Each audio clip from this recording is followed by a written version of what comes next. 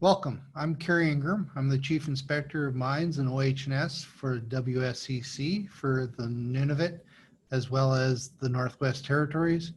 And I'm responsible for the inspectors that come to your workplace and conduct inspections and communicate with you when they're in your communities. Hi, and I am Meta Antolin. I'm the manager of OHS program development. So essentially developing resources for safety programs in the workplaces. My team builds all the templates and the toolboxes and all the information that can help move your safety culture along in your workspaces.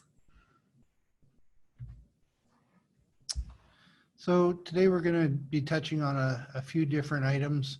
But really the overall goal is to ensure that you understand the roles and responsibilities. And WSCC is here to support the directions of the Chief Public Health Office, but ultimately we're actually here for your safety. We want to ensure that the things that are put in place in your workplace are there to protect you so you go home safe at the end of the day. WSCC continues to work with employers as well as workers to improve the exposure control plans that are in your workplace. WSCC inspectors will be conducting inspections in your workplace and providing guidance and resources as they see or as you indicate to them. Your employers have a responsibility to ensure that they complete and review a workplace risk assessment that looks at the hazards and the controls that are in place to protect you at your workplace. They are there to develop the safety plan at the workplace, but also to work with you to have an understanding of what your concerns are. When they have completed the risk assessment, it's important that they provide the training on what the controls are and how to protect you. Take, for instance, personal protective equipment. If you're required to wear personal protective equipment, they need to ensure that you know how to wear it properly to protect yourself and others. Keeping workers informed and up to date as changes happen. As things migrate back and forth with the COVID virus, there will be changes, and it's important that your employer understands that they need to keep you informed. Checking in with workers on a regular basis, not only just to talk about the controls or the hazards, but also your well-being and your mental health to ensure that you are safe and well taken care of. So the employer's workplace risk assessment, with the assessment or the assistance of the worker, the employer must identify the risks to you, the worker, that you need to eliminate or minimize to protect you. Part of this is determining the steps everyone must take to protect the worker, and that could be things like your controls, which are your personal protective equipment, barriers, how you interact with customers in your workplace. All of these are important, and it's important that you communicate with your employer how those controls are put in place. Workers' responsibilities. It is your responsibility to ensure that the safe work procedures that your employer trains you on are actually being upheld. If you are trained on a work procedure and you violate that procedure, you are the one that's being put at risk, not your employer. So please ensure that you follow the directions of your employer. Workers' hazard assessments. We've got a tool or a document on our website that allows you to identify the hazards in your work environment and ensure the controls are in place, because sometimes you may leave your regular work area and be in an area that your employer has not put controls in place to protect you. And this is your opportunity to evaluate the work area and ensure the controls are in place. These worker hazard assessments are important to be able to communicate with your employer. So your employer should have a copy of them, but you should also remain or have a copy that is updated on a regular basis. When you participate in the training, it's important to actually participate and provide feedback to your employer if you feel that there's things that you don't know about or don't understand. Using personal protective equipment correctly. I made reference to this before, but if you're wearing a mask or asked to wear a mask, you must wear it because that is in their control plan, but you must also wear it properly. So if you're provided a mask that needs to be worn, you can't wear it just on your lip. You have to have it covering your entire respiratory system. Reporting incidents. If you have an incident where you believe or you have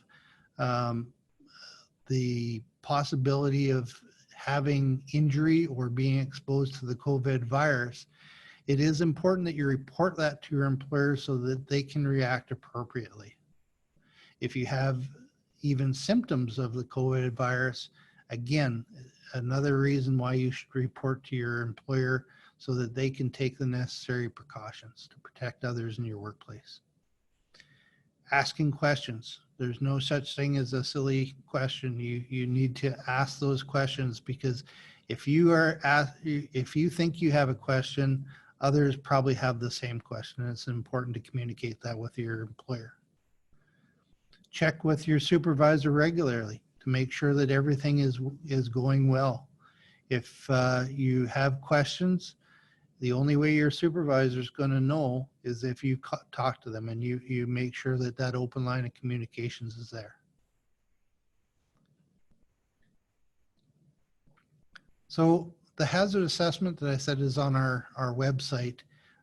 Basically what it does is it allows you to assess your work area and highlight areas where the worker, can be exposed to the COVID virus at your work site. Ensuring that the controls are in place before beginning work. So if you've identified that you need additional controls to protect yourself, that's when you need to reach out to your employer and let them know what those controls are, because they're the ones there to help you.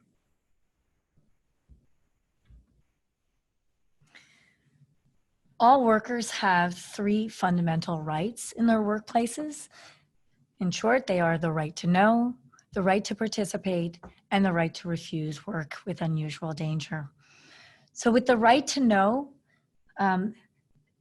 you want to know what the hazards are and how to control them. Hazards, anything that can hurt you or cause you harm, and in this case through exposure to COVID-19. Anything that you do in the way that you do your work that could expose you to COVID-19. And the way that the safety plan has laid out how you're going to control those. So that right to know means that your employer has to train you on those things. They have to let you know, you have to let them know where that can happen, and then you both address how you will look after that. The right to participate is that worker hazard assessment that Carrie just spoke to. That's the point where you're doing an inspection on your work site to see that all those hazards and the controls that your employer and you have agreed to and you've been trained on, you're making sure that they can happen at the work site where you are. This is particularly important when you get to a work site where your employer might not have control over the site, and you can determine how you will look after things. Can you maintain the 2-meter distance? Do you need to have respiratory protection? Any sort of control measures? Are there barriers in place that will keep you at a safe distance from other people in the workplace? So that hazard worker assessment, I don't think I said that right, but that's your participating in the safety and giving your employer feedback on how those things are working in the workplace. The right to refuse work with unusual danger is a very specific right in the safety legislation. It comes from it starts with that feeling that you're doing work or being asked to do work that you are either not trained in, or it's not a regular part of your job, or you just don't know how to do it properly. In any event, it's something that you are not prepared to do safely in your workplace.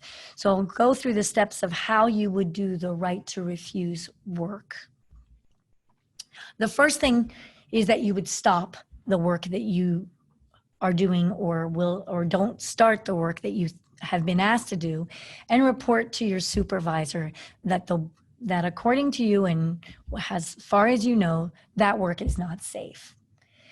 It's then the employer, your supervisor's responsibility to look into it. You cannot be brushed off and say, oh, we'll look at it later, or you can go, it's okay, you know how to do it.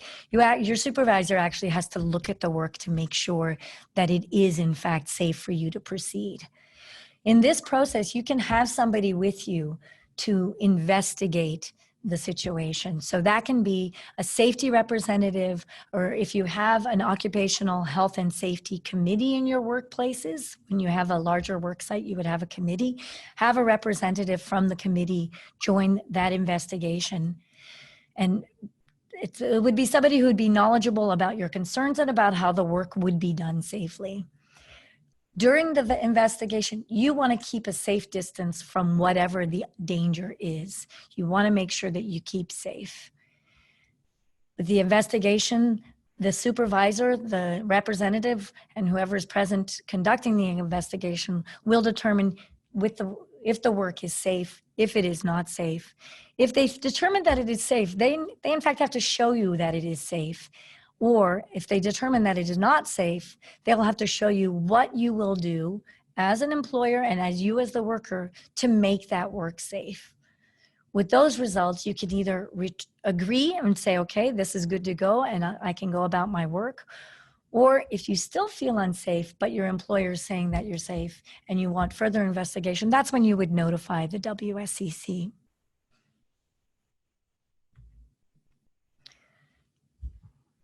As we're all getting back to work through the emerging safely and the different directions from the Chief Public Health Office, we want to let you know that we are continuously producing resources to try to help guide you through the process.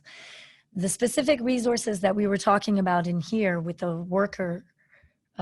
workplace risk assessment and the workers hazard assessment, those are required documents that need to be filled out according to the safety plan that you have in your workplace.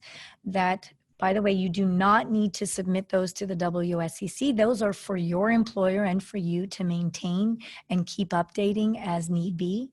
They're all available on our website at the Risk Assessment and Worksite Precaution Planning for COVID page. There's a nice big red arrow pointing to what you can click on. That'll take you to the page that we're talking about. And on that page, you'll see different resources that are color-coded. The ones that are blue are things that are absolutely required by either yourself or your employer. And what you want to do is get familiar with those terms and make sure that those things are in place at your workplace, that you know how to find them in your workplace, and that you know how to report on things not working according to those plans that are happening. The green items are guides that would help you work on those different tools that are required. And then the orange, those are resources such as signs and decals that either your employer or you as a worker, if you want to have reminders around your workspace about which way people should be moving, what the 2-meter distance looks like, or how many people are allowed to be in a workspace. You can download those signs, print them out and indicate and post them about your workplace. Those are great reminders for not just you and your coworkers, but anybody who comes into the workplace as well. And it's always good to have a sign to remind you when you're going the wrong way. Right? So we know it's going to be a challenge. We know that lots of people are moving back into the workplace. Some workers are staying at home working remotely. We want to make sure that all those workers are safe. If you have any questions about how that can be done or guidance on any of the processes that we talked about, please feel free to reach out to us through these 2 emails. We have one for the Northwest Territories, another one for Nunavut.